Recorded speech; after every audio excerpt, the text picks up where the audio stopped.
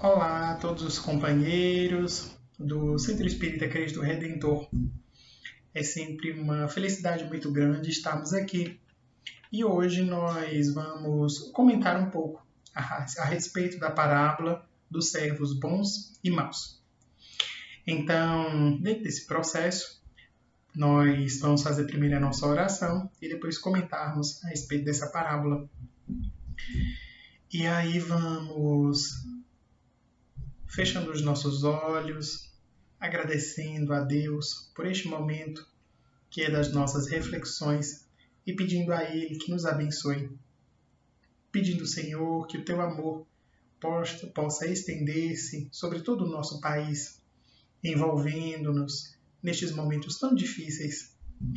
E pedimos, Senhor, que estejas conosco, nos abençoando hoje para todo sempre, que assim seja. Então, a parábola dos servos bons e maus é contada-nos por Jesus e ele nos fala a respeito de uma circunstância em que o Senhor viaja e vai escolher um servo para ser o responsável pelos seus outros servos. É então como se fizesse um mordomo ou mesmo um governante dentro da sua casa. E vai então viajar. E ele diz então que se naquele momento este servo, observando que o Senhor demora para retornar, por algum acaso tem um comportamento leviano diante dos seus bens e diante também dos seus outros funcionários, quando o Senhor chegar numa circunstância que não está estabelecida, vai então, encontrando a todos, observar o mau proceder daquele servo e ele então será tratado com rigor dentro das sanções impostas pelo Senhor. A parábola então vai falar-nos a respeito da vigilância e falando-nos de que maneira todos nós somos colocados no mundo com diversas responsabilidades. Ninguém aqui estará na condição de alguém que esteja a passeio. A proposta da encarnação e de estarmos dentro do mundo é uma proposta e uma oportunidade de crescimento para nós. Jesus, então, demonstra-nos de que maneira estes pontos dentro da parábola referem-se, então, à criatura que somos todos nós. Então é como se o Senhor, sendo Deus, nos dá a oportunidade de vir ao mundo. Coloca sobre a nossa responsabilidade diversas coisas, desde o nosso corpo, até mesmo a nossa família e os nossos companheiros. Todos eles estarão sobre a nossa responsabilidade. O Senhor vai ausentar-se, o que significa, então, que nos dará liberdade para podermos trabalhar dentro do mundo. E cada um de nós fazendo as suas escolhas e de acordo, então, com aquilo que julgue ser o melhor, vai procedendo dentro do mundo.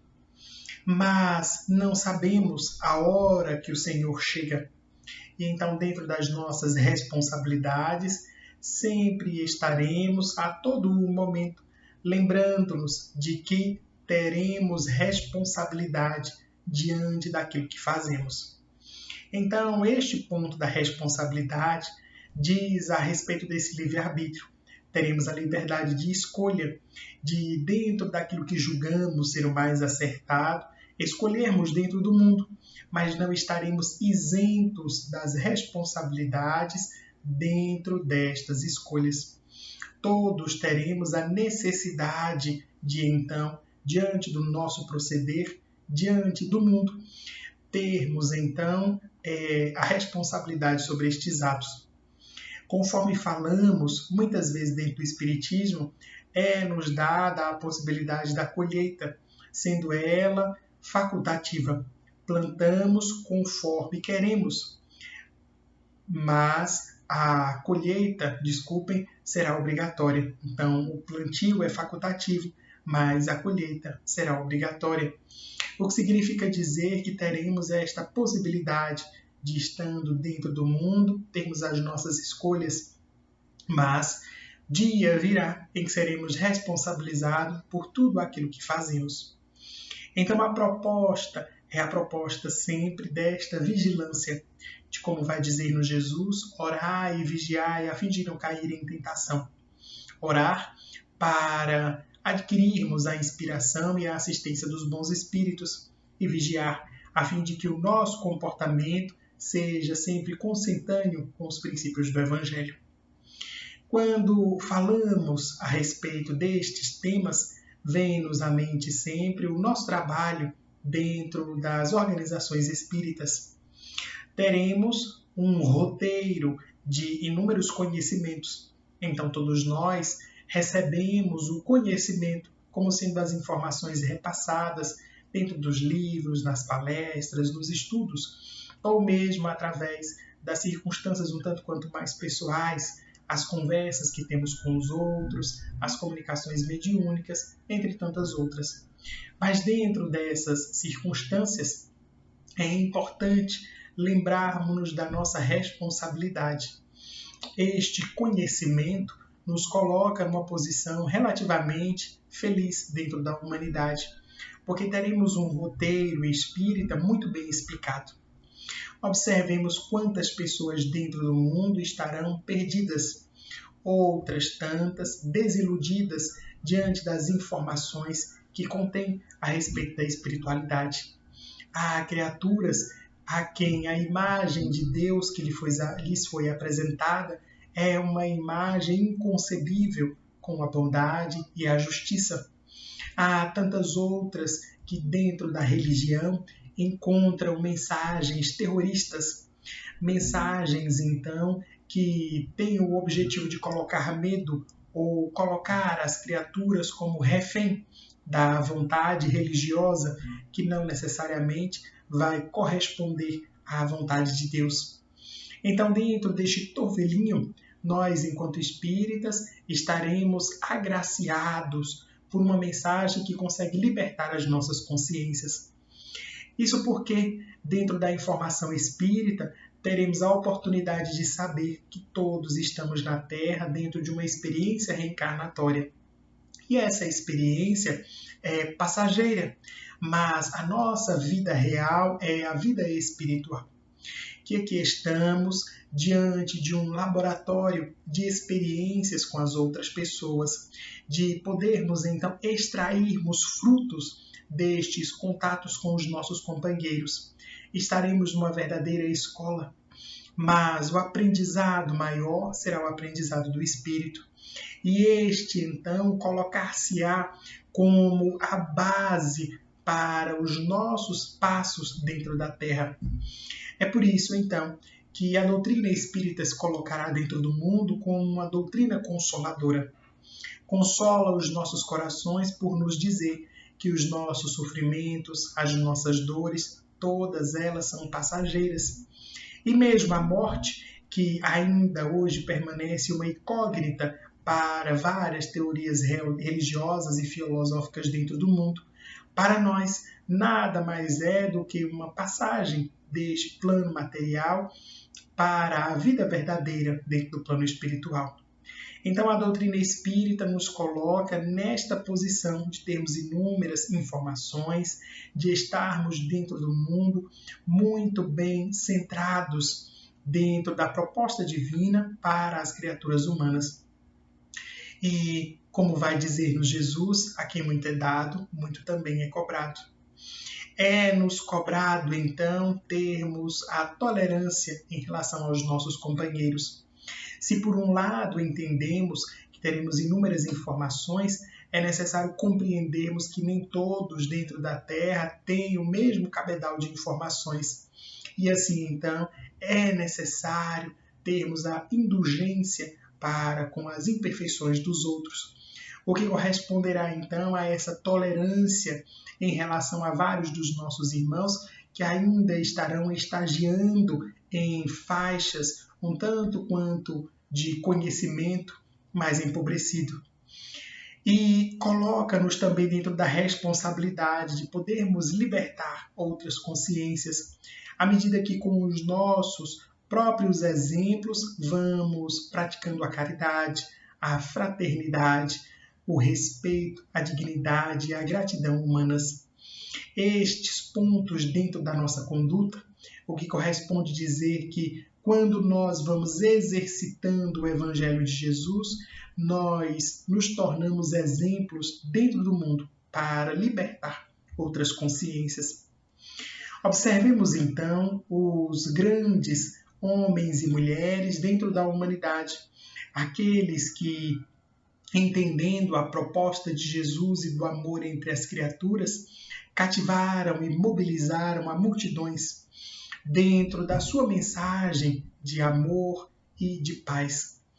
Estas criaturas não impunham aos outros a sua religião, não impunham então a sua diretriz teológica, mas ali estavam para poder aclarando as mentes, direcionando as criaturas dentro daquilo que elas poderiam fazer dentro do mundo, iluminá-las e poder então, de alguma maneira, esclarecer-lhes. Conta-se, por exemplo, que Lady Diana, conhecendo o trabalho de Madre Teresa de Calcutá, encanta-se e teria um diálogo com esta nobre senhora e vai então dizer a ela: eu renunciarei à minha fortuna, a todo o prestígio e a todo o glamour da minha vida para te seguir e me tornarei uma das irmãs de caridade.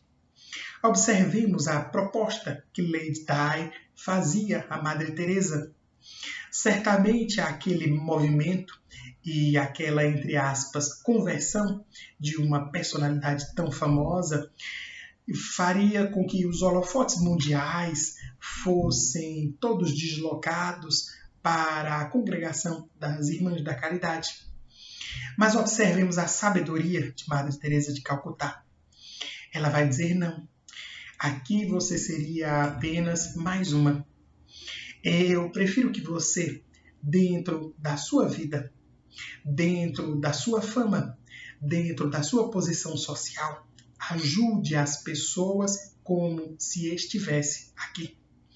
Porque o mais importante não eram os votos que se faziam, não era então o sari branco, a indumentária que se colocava, o mais importante eram as atitudes.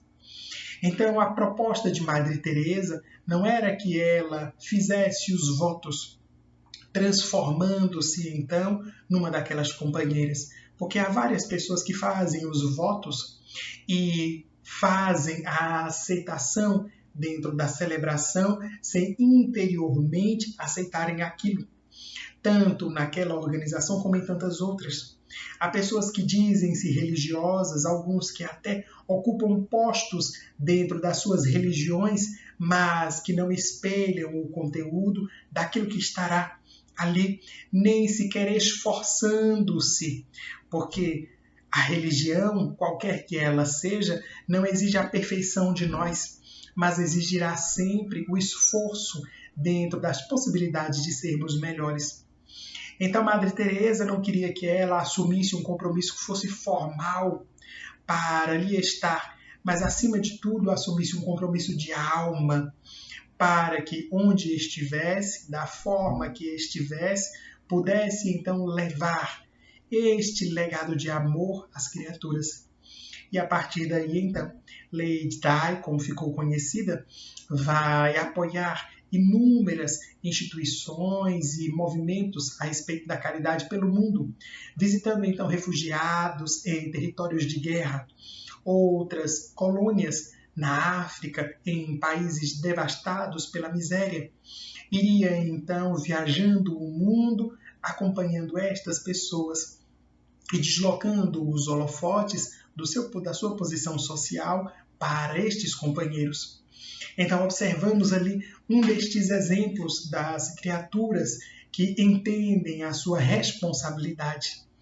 Entenderão então a proposta da melhora da humanidade, a proposta então de poderem levar um pouco de alegria, de felicidade, de condições melhores, dignificando a vida humana. Nós Na condição de espíritas, também teremos o mesmo papel, a mesma responsabilidade.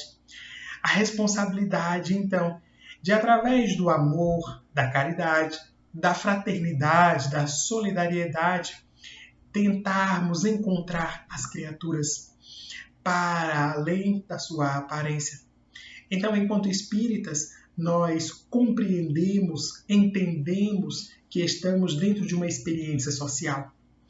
Não são as circunstâncias dos títulos acadêmicos, não é a nossa posição social ou mesmo a indumentária terrestre que nos define.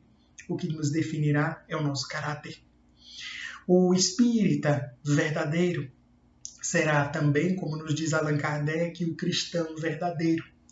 E, por sua vez, o cristão verdadeiro é aquele que irá disseminar e praticar o Evangelho de Jesus entre as criaturas, que estará sempre pronto a estender a mão, estará sempre pronto a buscar as necessidades, tendo os olhos de ver e os ouvidos de ouvir, para, atento às condições dos seus irmãos, dar e dispor para eles o que for melhor dentro das suas possibilidades.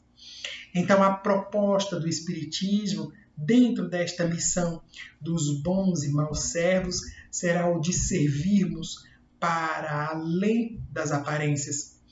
Não importa se os olhos do nosso Senhor estarão postos sobre nós agora ou depois. Até porque, quando a parábola nos diz que esse Senhor viaja, isso significa, então, desta relativa liberdade que nós temos. É evidente que, dentro das condições de onisciência e onipresença de Deus, Ele estará sabendo daquilo que fazemos e o que pensamos, mas que isso não seja o motivo para o nosso bem. Nós não devemos ser bons apenas porque os outros estão olhando, apenas porque vamos ser vistos ou porque estaremos sendo julgados ali. Deveremos ser bons e exercermos a bondade, esforçarmos-nos pela caridade, acima de tudo, porque entendemos a necessidade dessa proposta dentro das nossas vidas. Então, não é porque estão olhando ou não estão olhando, porque alguém está anotando ou não estará anotando. O importante é fazermos o bem, por entendermos que este é o procedimento correto dentro da Terra. É o procedimento correto para nós, na qualidade de seres humanos. E assim minorarmos e buscarmos minorar as dores dos nossos companheiros. O Centro Espírita Cristo Redentor terá, então, entre um dos seus companheiros, o Sr. Jove, um destes exemplos dos bons servos, daqueles, então, que, entendendo a sua responsabilidade, lega-nos até hoje o exemplo de poder trabalhar em favor dos nossos companheiros. Trabalhar, então, enxugando as lágrimas, atendendo às necessidades materiais, mas atendendo também às necessidades emocionais e espirituais das criaturas humanas.